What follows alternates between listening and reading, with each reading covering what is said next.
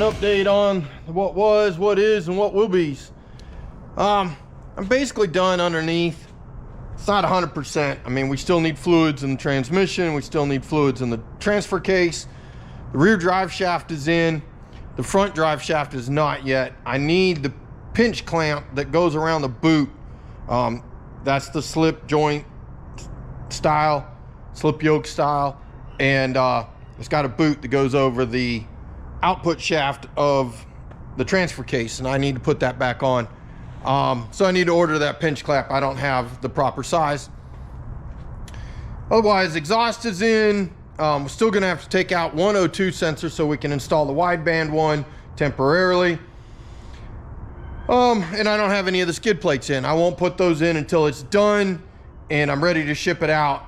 That way, if I have to get back in there for any reason, I'm not immediately going back and undoing work that I just did. That being the case, we need to get up top and start installing everything. We've got the intake needs to go back on. We've got to make sure all the grounds are hooked up, all the wiring goes back in, the front accessories need to go on. We need to do the AC, we need to flush AC lines, all of that stuff. But that's all up in the engine bay, and we can do that from up top. So I'm gonna get me some lunch and then we'll get on that. All right, everybody, I know I haven't been filming much, but we are about to the point of being close to done. I got a few things, you know, we're down to details. Motor's in, pretty much everything's connected. The electrical, in terms of the ignition, the coils and the injectors are not connected. And that's because I don't want to be spraying fuel, and I don't want spark to be going off when we crank it to get oil pressure through the motor. So all the plugs right now are just finger tight. I'll pull all them out. We'll crank the motor over, and once I get oil pressure, then we'll put everything back in. In terms of the AC system, I forgot to order the seals. So I need to get all the seals. We will flush the system, replace the dryer, and then I can vacuum it down. We got to put PAG oil in the compressor. It's dry. Not uncommon when you pull these apart. You always got to make sure to verify the PAG oil that's in your compressor, especially when you flush the system, because you're going to get rid of it that's all through the system. So we'll get that done. We got to do fluids. I don't have fluids in the transmission, radiator, anything. Only the engine has oil. Transfer case needs fluid, transmission needs fluid, all of that. I still need to get a pinch clamp for the front drive shaft. So I got a little list of items to get, and then I'll be able to knock this out. And I got to get the wideband so that we can tune it. But for now, she's close, and I'm a little disappointed. Apparently somebody's already been through this and gotten rid of all the extra bolts, because I don't have any.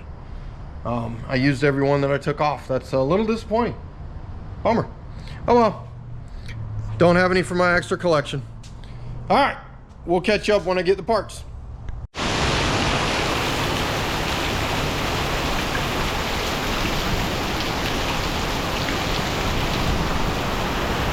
Apparently a river runs through it. Hey guys, just a quick little tidbit here.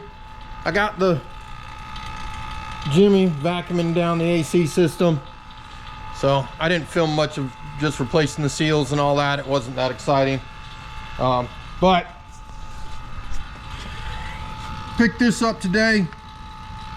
I got curious, somebody had mentioned it in the comments, and I was like, man, let me check. And Hobo Freight had one on sale, so I was able to pick it up for 180 bucks or something like that. And considering I got, you know, a couple more transmissions that need to be done here in the very near future, I figured, heck yeah, let's go ahead and pick it up. So nothing special, but it should help out greatly with getting everything done in underneath these cars when I'm on the ground, and maybe make it a little bit safer. Maybe I won't kill myself by accident. All right, everybody, it's that time. Everything's back together with the exception of the front drive shaft and all of the skid plates.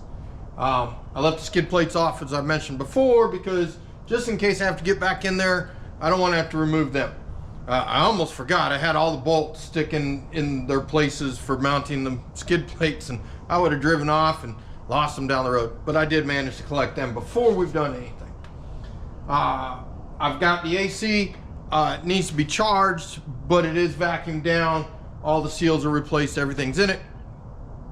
Once I get it running and we've got it doing our initial seat on the rings, I'll go ahead and charge that, and that'll finish that off. The only other thing we've got to do, I'm getting ready to crank it. I've got the plugs out of it. The injectors are disconnected, as are the coils.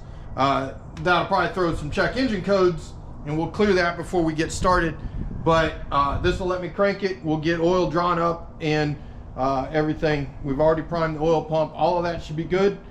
So we shouldn't have any problem getting oil into the upper ends of the motor, even though we've pumped it through the pump sprayer. It's just one more way to make sure that we're gonna safely start this motor. Once that's done, we'll put the plugs in it, we'll put the coils on it, we'll put the injectors, get them connected. I'm gonna load a quick tune into it for some added fuel. We'll add about 2-3% of fuel across the board. That'll just keep it from being really lean. I don't think it's going to be enough, but I don't want to go too far and be washing down cylinders or something silly, or fouling plugs out right away. So we'll get it started. We'll let it run. I'm not going to fail the MAF or do any of that right away. I'll let the motor control itself initially. That should keep it out of any major trouble. And we'll then work on tuning. We'll get a data log while it's idling, because we're gonna have to idle it up and whatnot, and we'll see what's that's generally showing us, and then we'll get the wideband into it, and we'll fail the MAF, do all that stuff to get into our speed densities and see what kind of tuning we need to do. So let's get to it.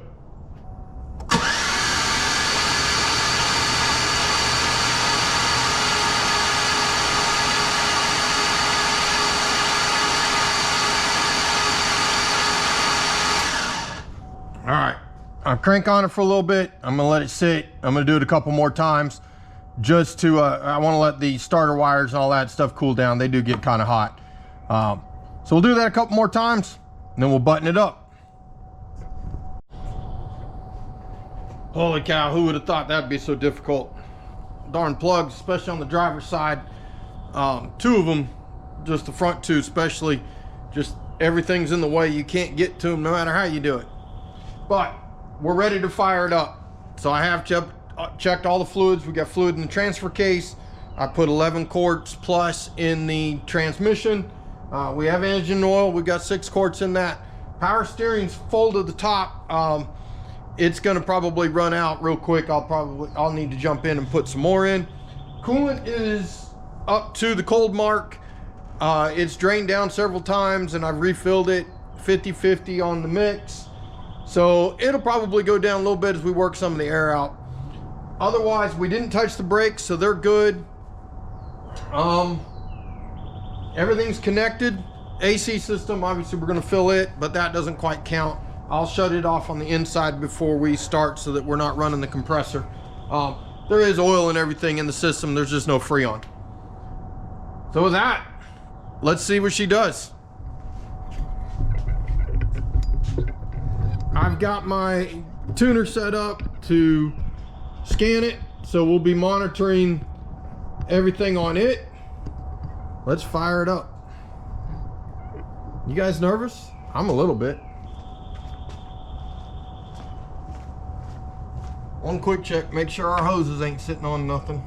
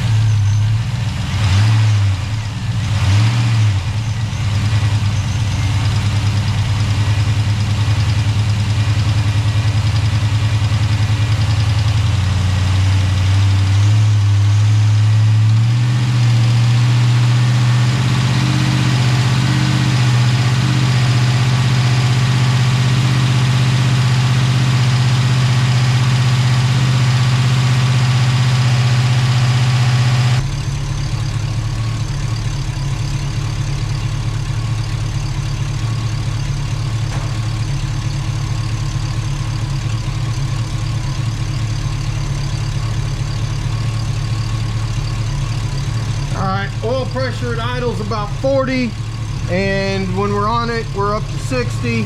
I manually turn the fans on. I just want to make sure we don't overheat. That would be bad. Feels like everything's working though. Haven't checked the shifter yet. Need to rev it back up. I don't want to let it idle too long. All right, she's running. We've gotten through one idle session, or break-in session. Let's see if the shift machine works, huh?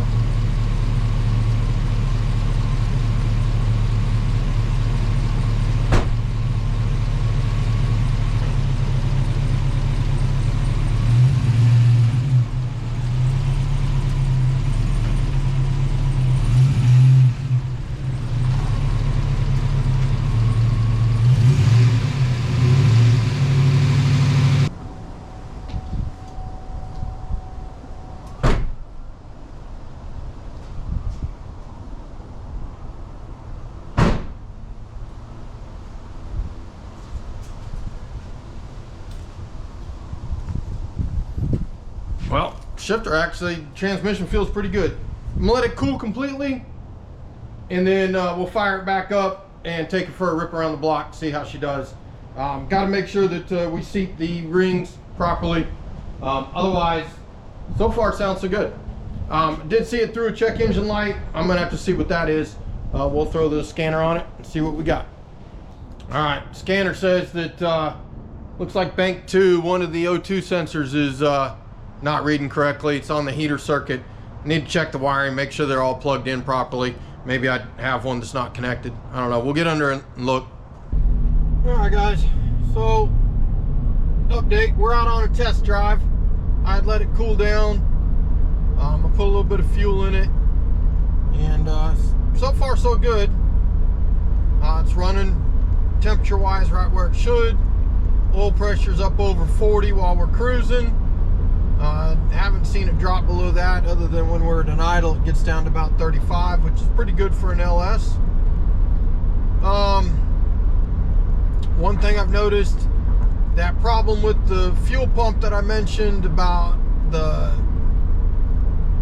actuating lever or whatever, the float being on the wrong side, it's hung up. It's sitting right about third tank. It hasn't moved, so I'm guessing it's hung up on those hoses. I'm not sure what to do about it. I looked at the old one. There's really no way to dismantle it and switch bodies from one to the other. Only option may be to see if we can buy another one, see if there's a different one. Maybe it was for the wrong tank, or put the old one back in. I'll have to call the owner on it. I tried messing around with getting a system to record my screen, and I couldn't get it to work. I'm going to try it again. But for now, this is kind of what I got. I'm just data logging. We still don't have the wideband in it. So I've just got the HP tuner scanner working. Not pushing hard on it at all. I'm just letting it sit up around 2 grand is about the highest we're trying to get. 2,500 RPMs. Varying the RPMs a bit. Just want the rings to seat in on the pistons. You know, they got the crosshatching, all that. You want all that to wear in and make a nice, good compression seal. It's going to be how we get the most out of this motor. Not going that far. I think the whole round trip's going to be about 10 miles total. I'm actually headed back to the house now. I'll keep you updated. I didn't film a lot on this video. I wanted it to be a lot shorter and more about the tuning and the final aspect of getting this thing running. All right, we'll catch you on the next one.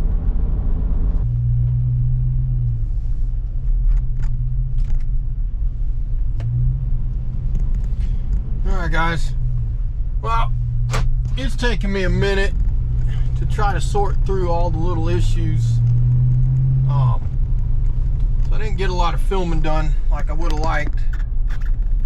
I have done some screen recording. Hopefully those are working out. We'll see. But the wideband, I couldn't get it to work. I think the wide is in the wideband itself. I've ordered 3 of the darn ones, and they keep coming with the wrong ends. The first one was my fault. The second one, the company sent a wrong one,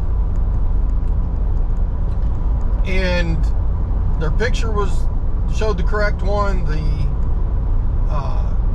description described the correct one, but I'm getting the wrong one.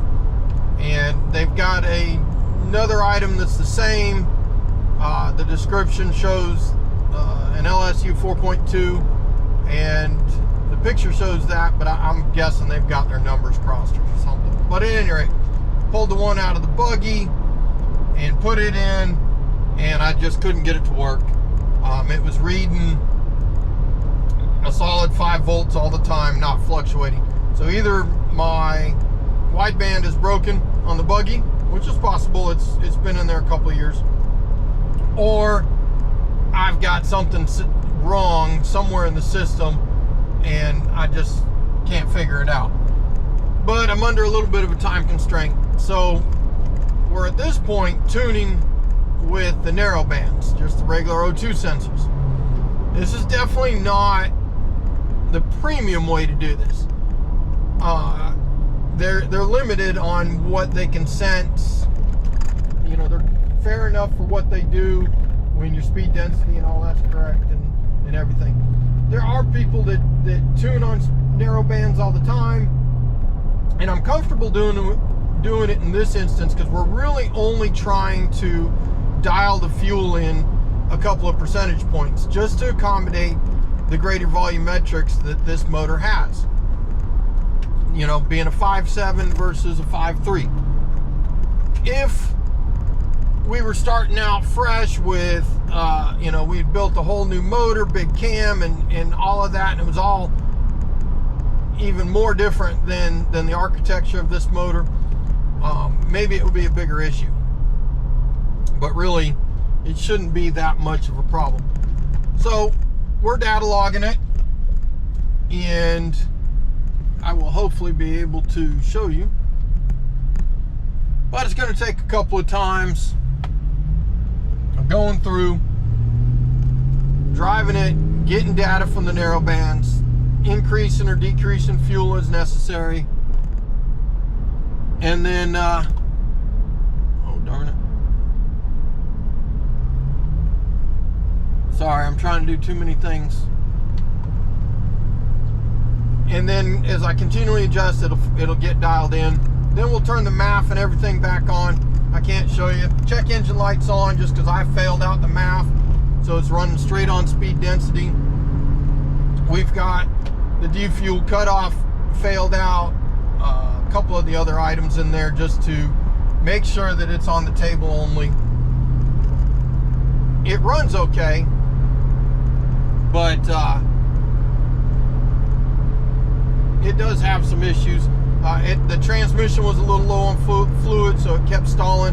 It still needs another quart, but I did fill it back up with what I had left, and so that's working right.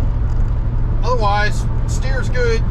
I got the keys readjusted on the torsion bar, so it's sitting where it's supposed to.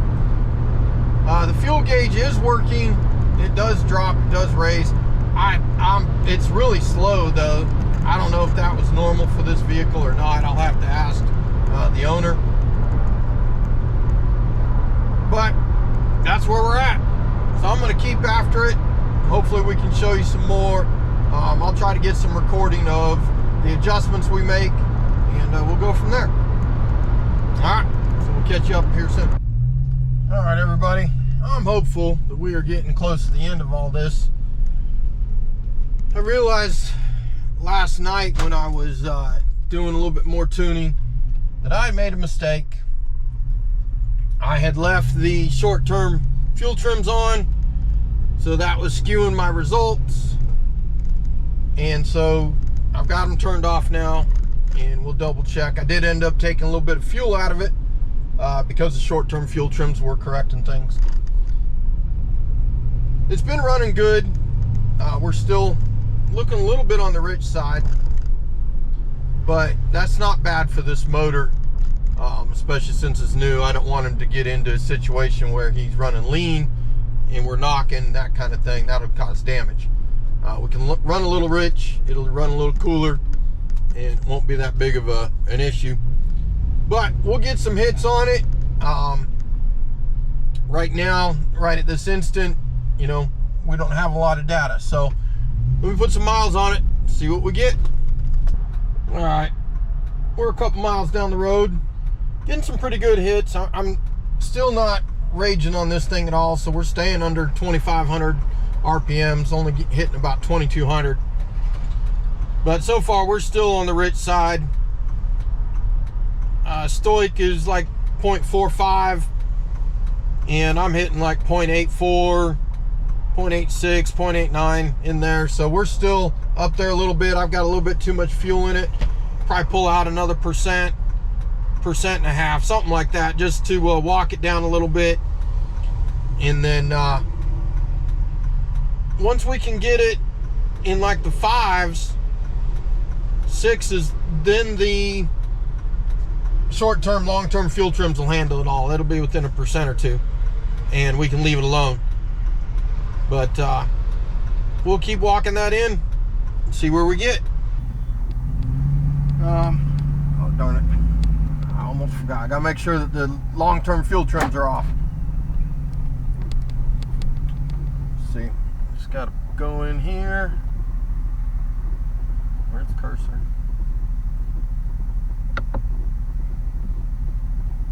Go to fuel. And we'll double check. Getting zeros. All right.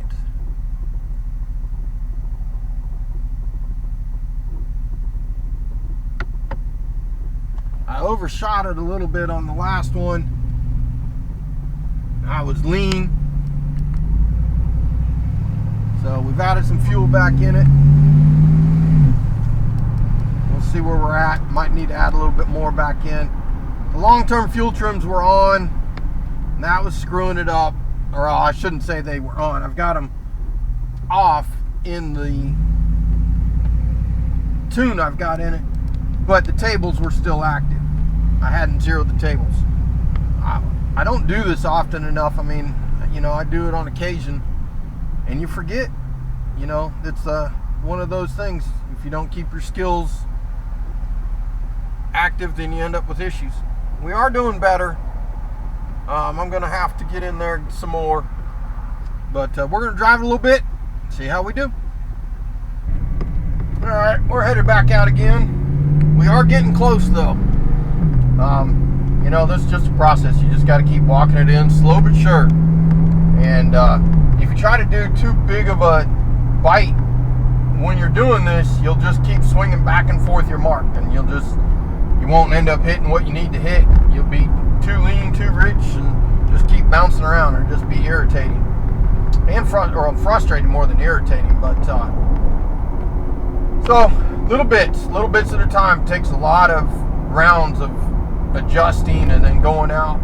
And if you do like I did, you make a mistake and don't eliminate your long-term fuel trims and stuff like that, it throws the numbers off, and then you're fighting as to why.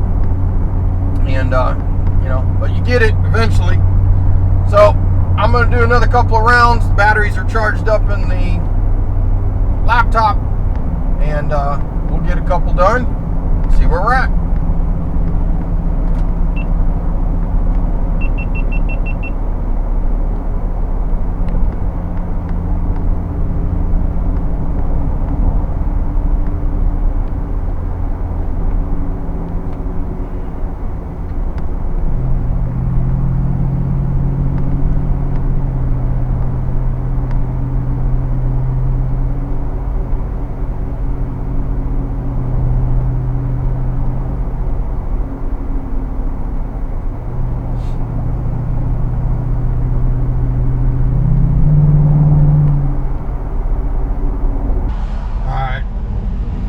Battery's running low, so I'm gonna go back to the house. I gotta plug it in.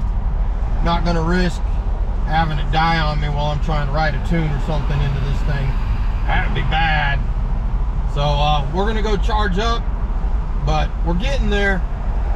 Looks like I'm still running a little lean between the 1600 and 2000, 2400 range. Up around 3600, I was right about perfect. I'm 0.69s, just a little bit over stoic, a little rich on stoic. So that's kind of where I want to be. But we'll head back and get the computer on the charger. All right, things are looking pretty good. We're pretty much all of the hits that I'm getting, you know, obviously it's got to hit multiple times. We want an average. The more hits we can get, the better the average. But we're hitting right about the commanded stoichiometry metric, whatever. You know, we're hitting about 14.68 is what it's looking like. And anywhere that we're not, we're hitting a little bit on the rich side, which is what we want. We don't want to be hitting lean all the time. So I would say it's successful. Now I want to put out that I don't claim that I am a tuner. I'm somebody that can get in here and play with the tuning program and improve things. That's way different than tuning a vehicle. You know, tuners can start from the ground up and build a tune for a vehicle based upon the mathematics and the size of everything, etc. I'm not at that point yet. But I can get in here and make the changes that are necessary to get a vehicle running well. Now he's going to take this and he's going to drive it easy for the first 500-600 miles, do the proper oil changes, make sure that the rings have seated well, do the oil change. We're going to get different injectors for it, and then we'll look at either retuning it or taking it to somebody that can do a dyno tune on it and get it right where it needs to be. If we get the injectors and redo it, I will have to have the wide band. I won't be able to do it with the narrow bands. They were fine for just trying to dial the speed density table in for the window that this thing's going to be driving in on the street 90% of the time, 95% of the time. For tuning it for power, max power, that kind of thing, you have to have a wide band. There's no way around it. That's my opinion. The guys that are more experienced, maybe they can do it with the narrow bands. Certainly there have been guys out there that have been able to tune carburetors and things, you know, by seat of the pants and all kinds of different methodologies. So never say never. But for most of us rookies, like myself, you need a wideband. It is the best tool for the job. It's going to get it done.